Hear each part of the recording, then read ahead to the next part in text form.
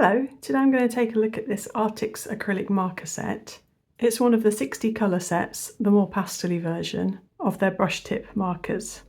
I did a couple of videos recently on this style of acrylic marker from Arrtx, and somebody had been asking how they compare with the brush tip ones, and Arrtx kindly sent the brush tip ones so I can do a comparison now.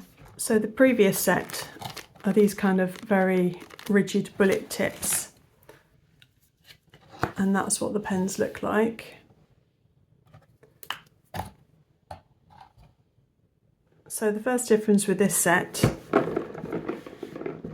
is that the lid lifts off like that, and you've got the pens standing tip down in the container, so they're nice and easy to get hold of. There's a plastic base, the same as in the other set, that the pens can stand individually in. Now I had these out and had a play with them, but I realised that I've put them back in the wrong order. So the individual pens look like this. They don't have the see-through section so that you can see the amount of ink.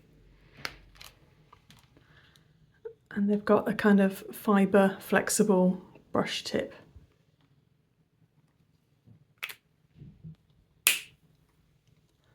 So there's no name or number for these markers, but you do get two sets of stickers with the set, one for the side of the pens and one for the bottoms. So I'm just going to swatch these out and try and get the right stickers stuck on them, because I'm pretty sure I've messed up the order of them. I think I've got them all in the right order now, and with the right numbers on the ends. I've not bothered putting the stickers on the sides. I'll swatch them out now so that you can see the colour range, and I'll swatch them in this order, but this probably isn't the order that I'll keep them in future, because it doesn't flow quite as naturally as I'd like. I'll swatch them in a Pith Oroblanco sketchbook.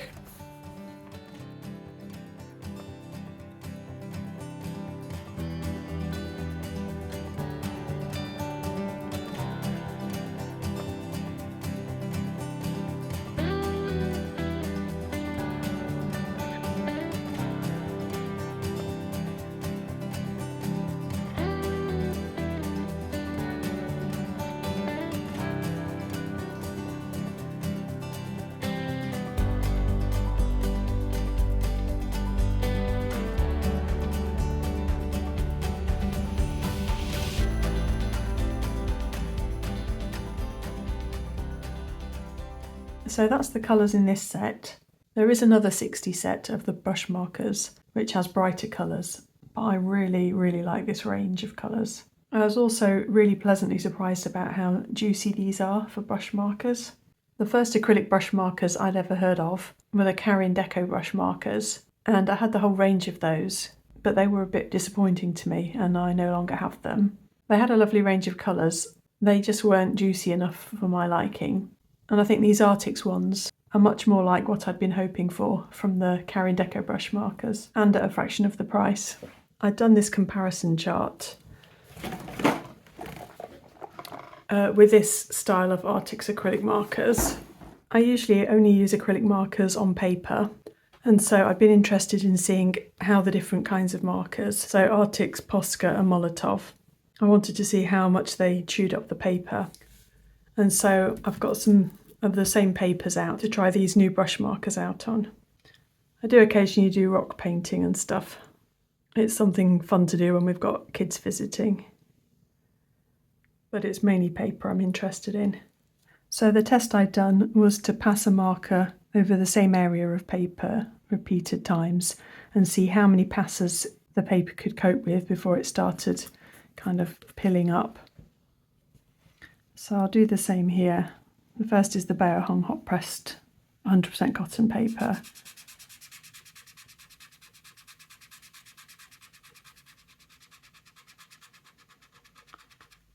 So that was between 5 and 6 times. And then Canson XL cold pressed.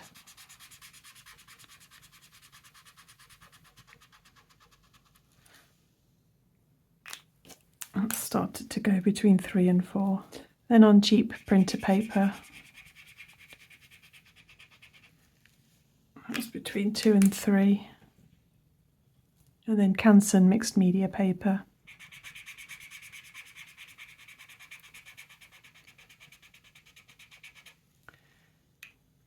Started to go on 4.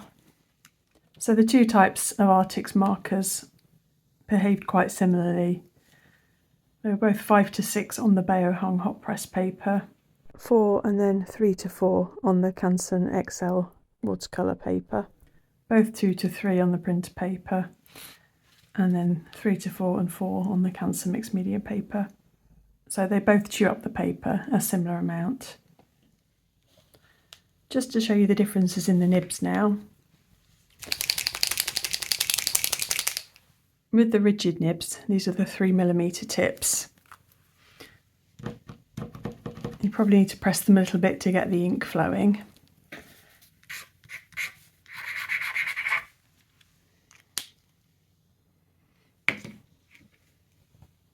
So you don't need to shake these ones at all, but you do need to store them tip down so that the ink replenishes the nib. And these are more flexible, so if you want to, you can do brush lettering with them.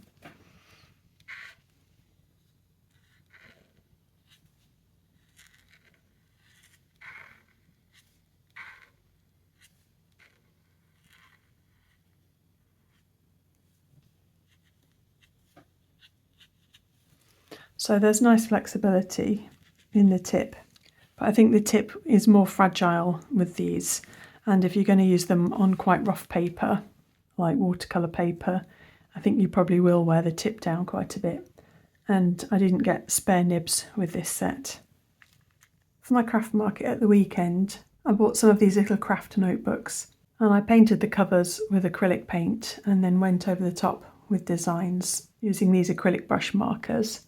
And they were absolutely a joy to use. Over the smooth acrylic paint base, the ink just flowed beautifully, and like I say, it was just really enjoyable to use.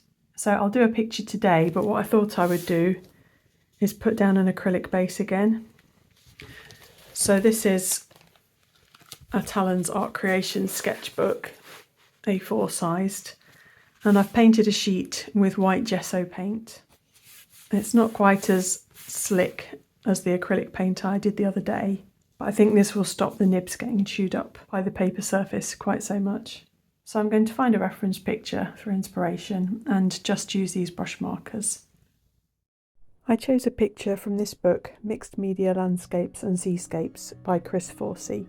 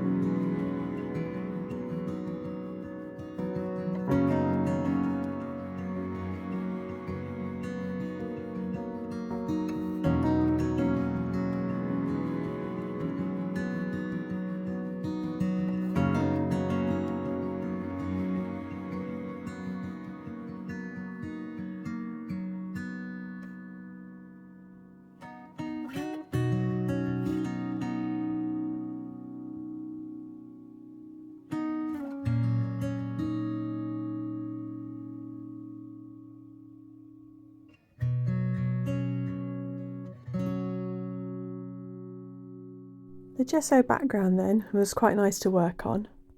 It allowed the marker paint to stay wet for a little bit, and so I could blend some of the colours. I probably didn't choose the best reference picture, to be honest, because I didn't have some of the colours I could have done with, like a navy, but being able to blend the inks allowed me to mix some more earthy colours that weren't in the set on their own. I found that the markers varied a little bit in their juiciness, and at one point my white felt like it had dried up quite a lot. So I had to leave it for a bit, tip downwards, and then after a while it got a bit more juicy again. Overall though, I really like these markers, and I like being able to have a very fine tip, plus use the side of the brush nib for wide marks. Last night I felt like doing some loose watercolour sketching just while I was in bed. I used my new little Funto watercolour palette to lay down some loose splodges. I used an oil pastel painting by Andrea Schneider as a reference, and then I used Caran d'Ache Neo Colour 2s and tempera paint sticks on top of the watercolours. I think next I'd like to try doing something like this with a watercolour background, but then using the Arrtx Acrylic Brush Markers for the details on top.